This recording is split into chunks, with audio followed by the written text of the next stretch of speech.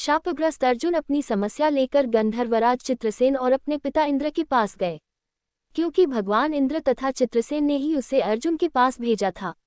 भगवान इंद्र ने इसका समाधान किया कि 1 वर्ष तक तो तुम्हें भोगना ही होगा। 1 वर्ष के तुम्हारे अज्ञातवास में तुम्हें नपुंसक बृहन्नला बनकर रहना होगा, जो कि तुम्हारे गुप्तवास में अत्यंत उपयोगी होगा। 13वें वर्ष के अज्ञातवास में यही नपुंसकता तुम्हारे काम आएगी। वनवास का 12वां वर्ष पूर्ण हो चला था। 13वां वर्ष अज्ञातवास का था। इस अवधि में पांडवों के सभी भाई किसी न किसी का रूप लेकर जीवन यापन कर रहे थे। युधिष्ठिर ने कंस का, भीम ने रसोई का, द्रौपदी ने सैरंध्री तथा विराट की पटरानी की सेविका का, नकुल और सहदेव ने ग्वालों का, अर्जुन ने स्त्री वेश में बृहन्नला का रूप धारण किया। विराट नगर के राजा रानी ने किन्नर बृहन्नला अर्जुन का गायन वादन नृत्य देखा तो उन्होंने अपनी बेटी उत्तरा को नृत्य सिखाने हेतु अर्जुन को इस काम के लिए नियुक्त कर दिया था। पांडवों के भेष बदलने का पता दुर्योधन को कैसे पता चला? इधर दिन महीने बीतते गए, 1 वर्ष पूर्ण होने को था। द्रौपदी सैरंध्री पर कुदृष्टि डालने वाले विराट नगर के बलवान सेनापति कीचक की मृत्यु हो गई थी।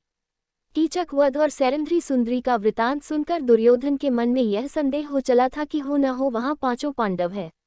दुर्योधन ने त्रिगत के राजा सुशर्मा और कर्ण को राजा विराट को पकड़ लाने हेतु भेजा। इधर विराट नगर के राजा की अनुपस्थिति में उसके पुत्र उत्तर पर कौरवों की सेना का आक्रमण कर दिया था। पांडवों के 5 पुत्र भीम, नकुल, सहदेव, युधिष्ठिर सब वीरतापूर्वक लड़े। किन्नर बने अर्जुन का शाप निष्प्रभावी हो चला था। अर्जुन के अतुलनीय तेज पराक्रम के आगे कौरवों की सेना पराजित हुई थी।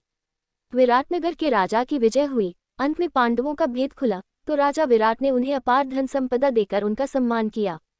अतुल्य धन संपदा के प्राप्त करने के कारण अर्जुन को धनंजय के नाम से भी जाना जाता है। राजा विराटनगर के राजा ने राजकुमारी उत्तरा का विवाह अर्जुन से प्रस्तावित किया तो अर्जुन ने उसे अभिमन्यु के लिए स्वीकृत किया। इस तरह पराक्रमी अर्जुन ने अपना पराक्रम दिखाकर राजा विराट को प्रभावित किया था। क्या अर्जुन